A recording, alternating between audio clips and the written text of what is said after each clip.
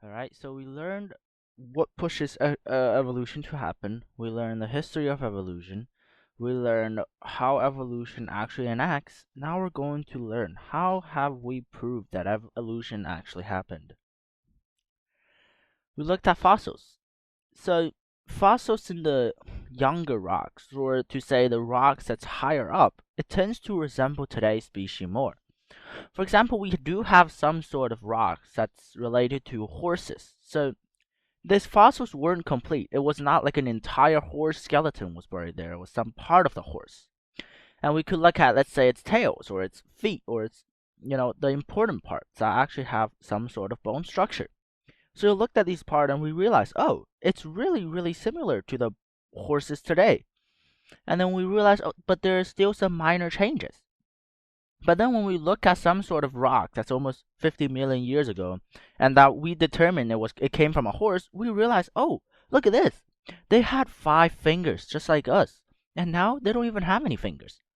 So we want to understand that these rocks, they were buried in a chronological order. So they're buried based on their time. The older the rock, the deeper it is. So we want to know that not all organisms appear in the fossil record at the same time. So fossil records, they are a timeline. However, there are still different timelines within that fossil record. So here we looked at the teeth and forefeet. Essentially, it had the horse. It was some sort of creature that looked like a wolf, or this could say it looked like a dog. It wasn't that long. It was only around 40 centimeters long. It had 5 fingers, or to say 4 fingers, with the number 1 thumb folded up. And its teeth, it had this 3 layers. It was pretty small. Now, about 35 million years ago, so it took 50 million years. They developed a bit longer, and they folded up another finger up. So now their finger's right here, and they only have 3 left. Another 35 minus 15, 20 years. Now they have grown to 1 meters long. They only have 3 fingers left. They have 2, 4, 3, and the rest they folded up. Notice the teeth got a lot bigger. So after around, that's another 7 million years, they grow even taller. And now they only have 4 feet, which we now call the limb or something. But look, all of their fingers have folded upwards, and now they only have this 1 leg. Their teeth got a little less sharp, but it remains around the same size. So 1 million years ago, this looks really, really close to a modern horse. It has only this 1 big 4 feet and no fingers, and it has a really, really big teeth. So we're gonna look at transitional fossils. We can see fossils billion years ago. We could see fossils recently. However, transitional fossils is the one that link these two together. So we look at their structures. We see whale. They had legs before. So 60 million years ago on the right, you could see that they were some sort of land animal. They had all of these legs and structure.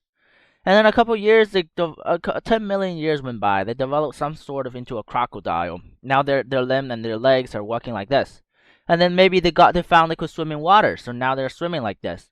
And then they lost their legs completely, and now all they have is this.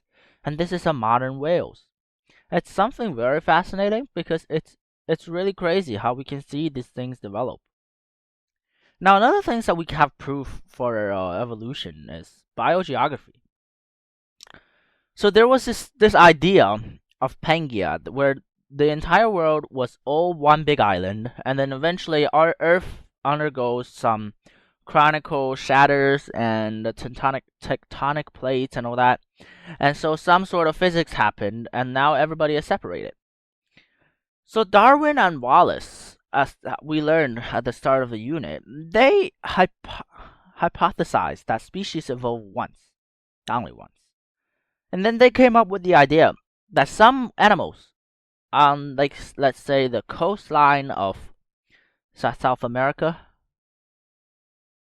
Actually, no, I can't tell geography, but yeah, this should be, this looks confusing. So let's say if it's coastline here, some animals here, it resembles some animals here because they were once together.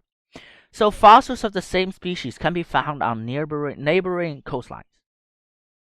And we gotta know that closely related species are almost never found in the exact same location or habitat. Anatomy. Now we're gonna talk about two types of structures, homologous and analogous. So homologous are basically similar structure but different functions. So you see, these things that we highlighted here, red, red, red, red, it all have these structures. It has all of these red parts. It has all of these different parts. However, we all use different functions. Humans, we use our arm to like eat and grab us stuff. Cats, they use it to walk. Whale, they use it to swim, and bat, they use it to fly. Now we're gonna look at analogous structures. So they have different structures. However, they do the same thing. Shark, penguin, and dolphin.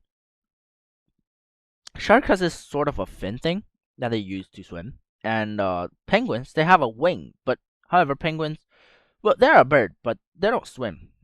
Sorry, they don't fly, unfortunately. And then dolphin, they have flippers. That's very much larger than the penguin. But however, all of these three are for the same function. They're using it to swim. Embryology or embryology. So we looked at how are things developed. When we look at a baby, an initial stage of development, everything looks so exactly similar, right? Let's cover our head. Let's cover all of this. And we only focus on this part. You can't even tell the difference. And then you realize that all of these develop into so different species. It's crazy. So originally, this is a fish, I believe. So it looked pretty much like all of the other ones. However, these two are a little more bent. I assume that is a lizard, actually, or it's not a bird. That could be a bird. Yes. This is a turtle probably because you see that shell, but probably not. So all these two look really similar. However, they tend to grow on to complete different stuff. And they're also different. They have gills, and then this. At first, their embryonic stage, they look so similar, and then now they develop into so different species. However, on the right side, it's much more different. Everything looks pretty similar at all stages. So you can't even tell which one is a human because we're stupid. So this is a pig. This is that's a monkey. That could be a dolphin, probably, and this is a human, I believe, or it looks more like a monkey. But however, when we are in our first development stage, we look pretty much like a pig. However, when we develop like a bit more, we realize, oh, we look so different now. We are nothing like a pig. So essentially, the first stage, everybody is pretty much the same. And then in the second stage, you will start to develop some sort of features that only your species have. Gills, ears, fingers, whatever. And then finally, you have this fully developed person. So DNA. DNA is probably the most used one these days, and people refer to it the most because, well, we have modern development. So there's similar patterns are found in this related species. So ATCG, these nucleotides arrangement. Essentially, you can't have the same arrangement in two completely non-related species. So if you see some mutual arrangement, they're going to be related somehow. And that's how we classify that monkeys are close, they probably came from that same ancestor. So we also learned that whales related to hippos, which is DNAs, guys. So now we look at cladograms, which is something similar to diversity. We look at these how we classify animals. So you see, we have all of these. Well, we will look at this one actually. So these two, dolphin and mono. I can't read that, but these two are really related. And then these two are not related, and these less related, and less related, and less related, and less related, and finally they came all from this one common ancestor right here. This guy, it came all from them, all from this one dude, and then it goes down to different branches, and it had this one guy. It's a common ancestor of all of these stuff. And then we look at this one. This is a much simpler. So brown bear and polar bear are closely related. And then you have Asiatic and American black bear, the two black bears. They're closely related. Sun bear, they're equally related. And then they came from this one ancestor. The same ancestor here. They all came from this one ancestor. So whenever you see an opening, just put one ancestor here, put some animal here. And then this ancestor came from here, which this ancestor developed into spectacled bear and the rest of all of these bears. And then you come here, you see ear side, or well, you see some sort of bear here that developed into all of these bears and a panda. And you go back and you see that raccoons are somehow related to brown bear, and then you realize that all of this, they all came from the same ancestor, and that's how we actually classify these animals. So we also had this dude, well, these two dudes named Hardy and Weinberg. So they're pretty funny guys. So they came with the idea that we can actually prove evolution mathematically. Where is it? Here's the equation. However, it's a reverse psychology thing. If these two equation works, it means that no evolution is happening. However, when these two equations do not work, it means that there is an evolution happening.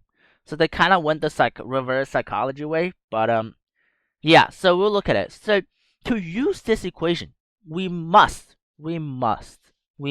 follow these conditions and principles. We have a decently large population. The mating opportunities are completely equal, so there's like nothing based on, let's say, do you look good or do you look bad, or can you find a ring, or can you find a blue things. There's nothing. So everybody mates. Everybody has a equal chance of mating. No mutation happens, which means that we don't have any adaptations or variations. No migration, so no other species coming in. No natural selection, so everybody has the same chance of reproductive success. When we satisfy all of these, we will be able to use a Hardy-Weinberg. So basically what it means is that when we satisfy all of this, it means that we won't have any evolution. However, in the real actual nature world, first, mating opportunities is probably not equal. In humans it's not equal as well. Mutations, that's not true. Everybody gets mutations. Migration, Canada. Let's use Canada. Toronto is such a immigration place. Like you get people from all over the place. You have people from China, India, all of this. We're not gonna talk about humans, but this is impossible. And natural selection occurs anyways. So whenever these 5 actually satisfies, it means that we don't have any evolution. However, the Hardy-Weinberg, these two dudes, they just prove that there is evolution. Because, well, you see, P plus Q.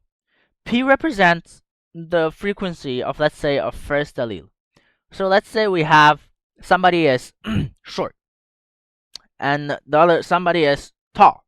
So short and tall, the amount of short genes in a population plus the amount of tall gene of populations must equal to 100% of the population.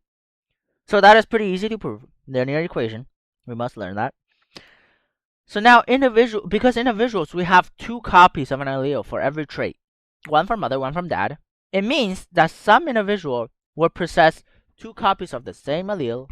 So they will be homozygous. They will be very short. So let's say they have P2. They're going to be very short. Or if they have Q2, they're going to be very tall. But however, some of them has one of these. So they have 1 P, 1 Q. So they have 1 copy of each allele. So this is the population calculation. People that has P2, people that has these, they're heterozygous. People that has Q2, they're also homozygous. They must add up to 100%. That's easy to prove. Well, so how does this show evolution? It's a completely ideal case, just like the ideal gas law. You're in a completely ideal state. When one of these conditions, any one of this, when it don't work, this equation completely breaks down and it no longer works.